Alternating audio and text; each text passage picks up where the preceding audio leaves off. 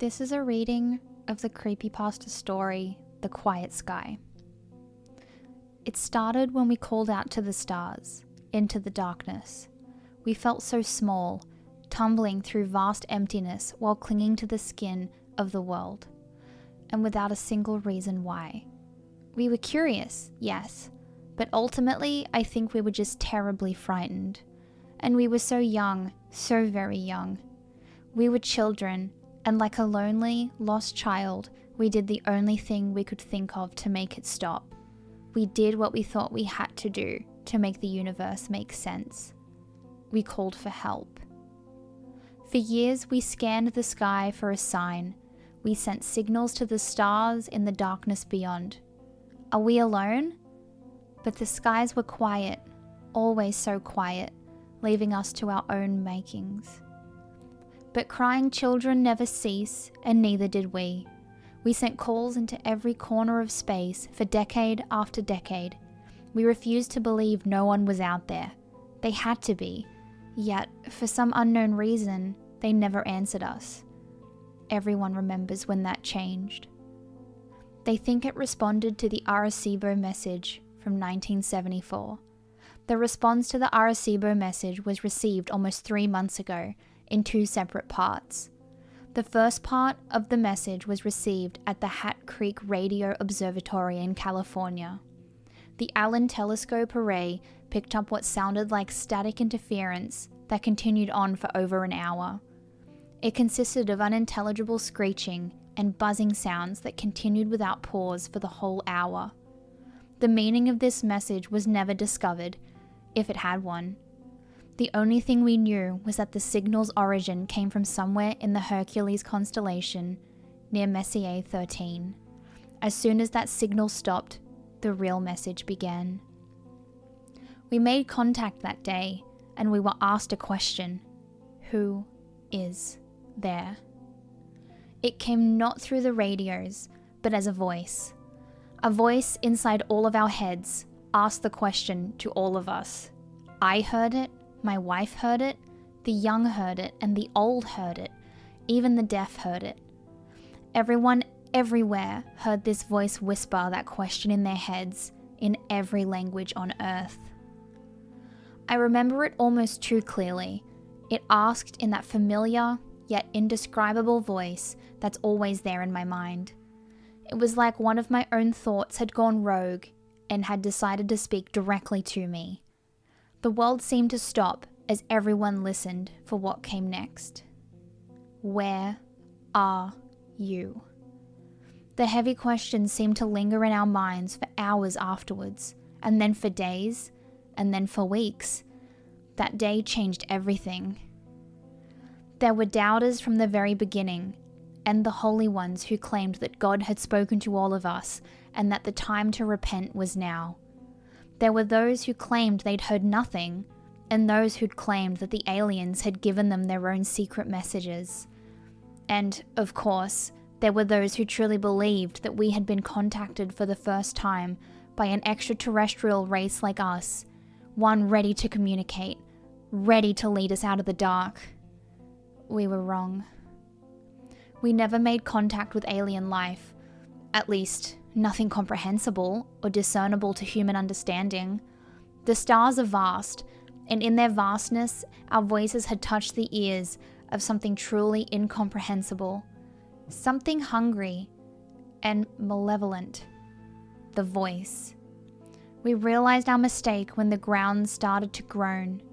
Beneath our feet, everywhere, the ground seemed to moan. The muffled sounds shook through the dust and dirt below us.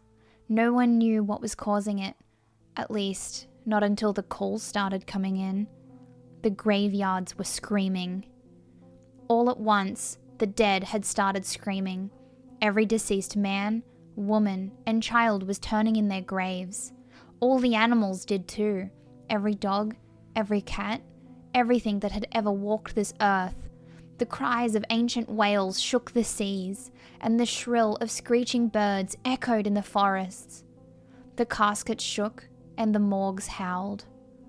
The voices stopped together in an instant, leaving the world in an amplified silence. In their absence, a new sound filled the air. The voice returned.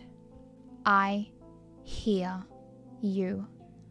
It came as a whisper from behind, an ominous yet oddly playful presence that felt so close but was truly still so far away. It let us breathe in the silence for a minute before it made us a promise. It was a promise we all knew to be true. I am coming. The voice was gone, and the air again was filled with screams.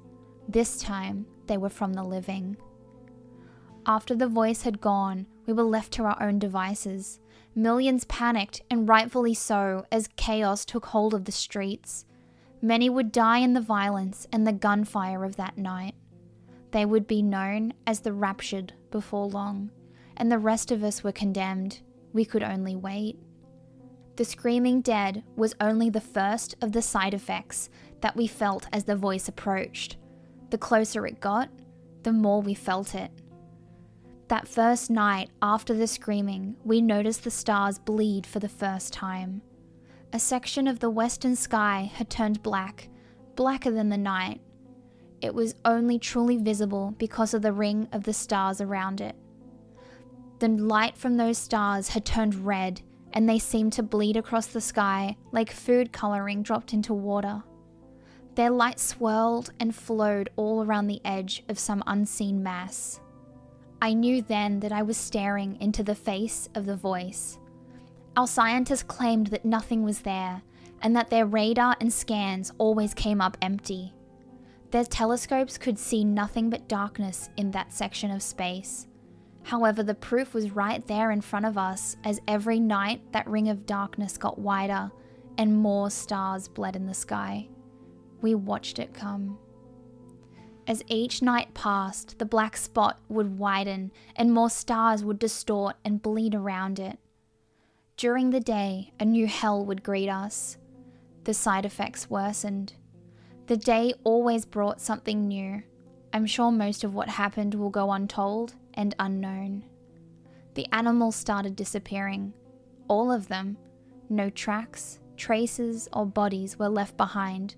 Pets would run away, some violently so. They all retreated, never to be seen again. The forests were left abandoned, the oceans empty, the air was left silent. The world left seemed empty and lonely. They left like water receding from the shore just before the tsunami breaks. One day, about 2 weeks ago, scientists tried to talk to the voice again. They hoped, perhaps, to reason with it. They told it about what was happening on our world and asked it questions. The scientists begged. It didn't speak. When asked what the voice sent a response. The next night, the skies lit up with streaks of fire. It was alight for hours, blazoned with orange and red. We didn't realize the effects until the next day when the televisions turned to static and the telephones refused to work. We had sat watching as all the satellites were knocked out of the heavens. After that, reports became rumors and rumblings, sanity a thing of the past. The air chilled and weighed us down. The voice was nearly here, and everyone felt it. It rained for a week after the satellites fell. The rain was salty and mired, with an unknown filth that turned the grass black. Maybe the satellites tracked something back in with them when they hit the sky. No one knew for sure. All we know is that it fell from the clouds, black as charcoal that blotted out the sun like liquid ash. Darkness fell upon us for days. When the clouds went away, the skies were empty. There were no clouds, yet the sky hung low and grey. If the sun was anywhere in the sky, it never made itself known, even if it had abandoned us. Each day grew slowly darker and darker until the night and day became almost the same. Some people would claim later that they'd seen things in the dark, creatures with gangly limbs and crooked faces lurking in the corner of their vision. They were tall white creatures that looked like molted or rotten through their transparent skin. Appearances would last for just a second or two before vanishing without a trace. Some believe that this was just the first step in the aliens' invasion, but the rest of us didn't know what to think. We just knew that it was nothing that simple or benign. They must have been hallucinations, just more madness to endure, but ultimately as harmless as anything else, as harmless as the screams of the dead, the missing animals, and the dying sky. Appearances slowly increased in duration and number. I think everyone saw them at least once, but I don't think a single person would ever guess why they were truly here. They never touched nor spoke to anyone, and they certainly never harmed anyone. Most who got good looks at them described them as mournful or sorrowful looking. Some even claimed the creatures watched over them at night, and others even claimed that it had seemed as if the creatures were sorry for them. One claimed to have even seen one prostrate upon the ground, hands clasped above its head. He said it was praying for us. Prayer was no help. The churches and places of worship that had divided us for so long failed to bring hope to any in the end. The voice let them pray and beg for a while, but just days ago, the voice ended it all. No one questioned how, for at this point, nothing that happened surprised anyone anymore. But on the final day, all books of worship burned. Every last Bible, every Quran, everything. People rushed to their centers of faith, but found no solace. The churches and temples had suffered the same fates, if not worse. The people were left abandoned by their greatest hopes. There were rumors of churches all over the world, with walls formed from the bodies of those who sought refuge. They were merged to the walls, stuck to them like flies in a trap. They died, still pleading for hope, but they were beyond God's help. The rest of us had learned to stop begging. We waited. The final message came from beyond the sky. It fell upon us. The voice echoed, and it spoke the simple truth. I am here. There is a darkness beyond the horizon, the likes of which I doubt has ever been seen. It brings with it the screams of countless souls, and it moves fast. The stars are dying now, and I know they'll never be seen again. The light is dying so fast. I leave this not as a warning. No, it's far too late for that. Instead, consider this the last realization, the last humanity will ever know.